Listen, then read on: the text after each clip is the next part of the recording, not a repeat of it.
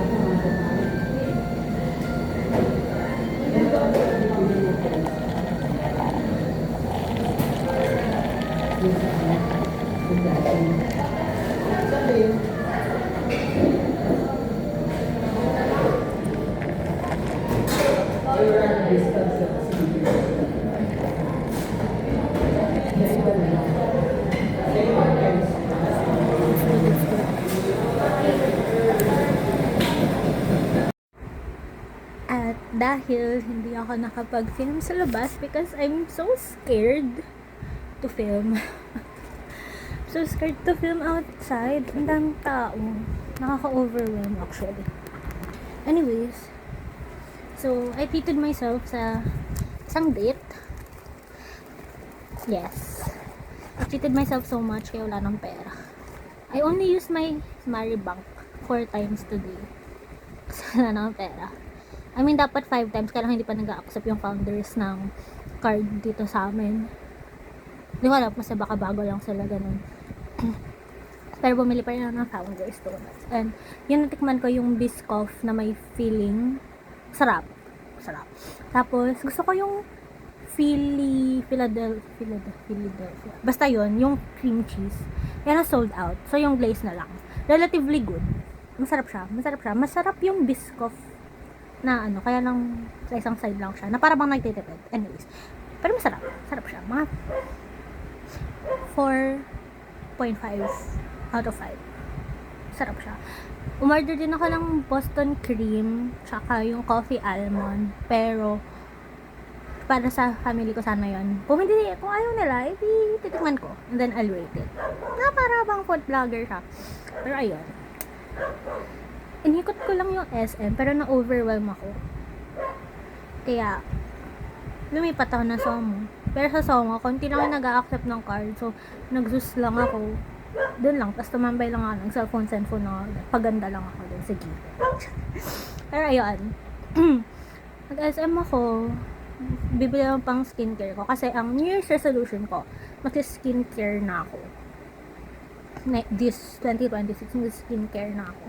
So, bumili ako nun. Tapos, bumili rin ako ng pang journal. Pero, hindi siya yung kaiklabuhan na design. More on, papakita ko na lang mamaya. Will do ako. Pero, ayun. Yun lang. Yun lang ako bumili sa Watson's. Dalawang branch ng Watson's ang pinuntahan ko kasi magkalapit lang naman sila. Tapos, SM store. Kasi walang Elmer's National Bookstore. Kaya sa SM store ako, sa department store ako. So, ayun. We'll do a haul. Ito lang siya. Yung haul ng founders ay, nasabi ko naman na, I'll insert photo. Yan. Yun yung bill. Yun. So, first muna, ito. Ay, muna ko muna pinuntahan. Ito. That store. Ano lang to? Hindi naman siya granding pang journal. Para lang magkakulay yung notebook ba? Ganun. Origami paper. Kasi kapag yung colored paper na malaki, parang sayang sa papel kapag ganun. Kaya okay na to. Liit. Tapos 18 pesos lang siya. So, pwede na rin. Pang border lang naman yan. Ganyan. Tapos, glue stick na maliit lang. Muntik na akong mabudol dun sa buy 4 get 1. Oo. Pero sabi ko, parang hindi ko naman siya magagamit ng ganyan. So, iba-vibe siya ko muna if para sa akin talagang journaling. So, isa muna. Pwede na. Tapos, ruler. Kasi, minsan natamad na ako maggunting. So, gano'n. If you know, gano'n. Halagay mo ng ruler, tapos, gano'n. Tapos, last ay tape. Yan lang. Ano klaseng haul to? Haul pa rin naman siya. Then, inside. Charles. Next ay, sobrang tagal ko nag-ikot-ikot doon kasi ang daming tao. Pero doon sa section ng mga pang facial care, wala naman masyadong tao. Pero, like, ang daming terms na hindi ko alam. Kasi hindi talaga nagsa-skincare, guys. Like, kaya New Year's resolution ko siya. This 2026 na. Mag-skincare na ako. Pero nung tinignan ko yung, basta yung lagayan ng mga products. Ang dami pala. So, ang nasa isip ko lang, moisturizer, sunscreen. Yun lang yung nasa isip ko. Pero ang dami. Merong moisturizing toner. Hindi ko alam. Kasi baka hindi hiyang yung face ko doon. So, basta ang focus ko lang moisturizer. Tapos, natatakot pa ako kasi alam mo yung kaya ko naman just give me time, pero like parang ang fast pace ng mga tao, parang I'm scared, pero ayun, mini war shock moment lang. Ganun pala. Ewan ko, parang sobrang okay naman na mag-isa ka, pero like kapag manapahanap yung wait lang po, na-overwhelm ako. Ganun ako OA. Pero, valid feelings. Valid. Pero like, if uulit ako, syempre yes. So first, dahil wala na akong wet wipe sa bag, yung mini, bumili ako. Tapos nagulat ako, buy one, take one siya. So, pwede na. Kasi, fun fact about me, may dala akong tissue, pocket tissue. Pero, mas gusto ko kapag nagpupunas ako ng pawis ko, wet wipes. Hindi ko alam kung bakit. Parang mas gusto kong wet wipes. Para kunwari naghilamos ako. Parang ganun. And then, moisturizer.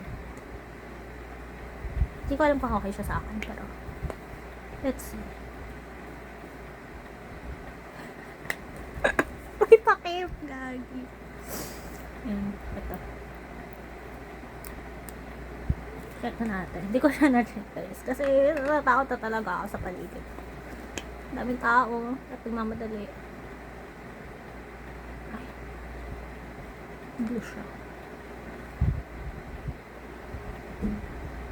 Moisturizer nga. Parang lamig. Lamig sa pakiramdam. This is I White Korea. Hindi ko pa siya naririnig. Pero parang ang ganda ng packaging. Yan ang packaging. So, parang okay. Pwede na. Tapos, next. Last na ito na binala ko dun. Sunscreen.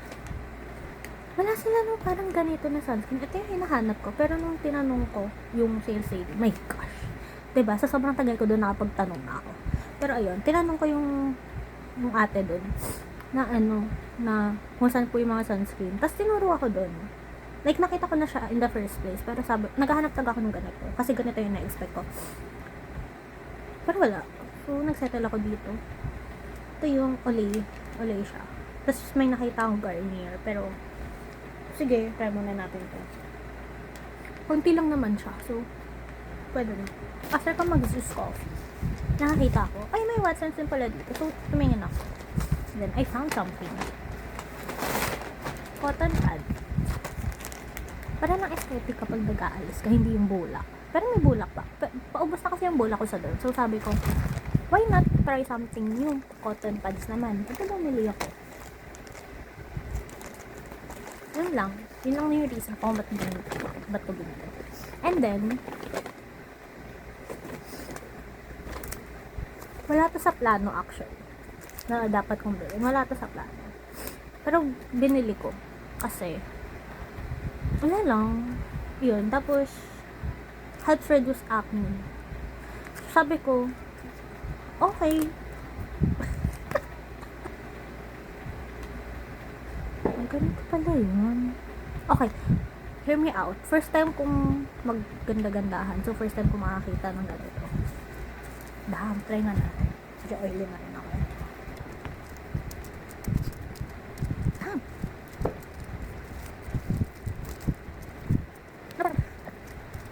Ano ba ko? Pagit na.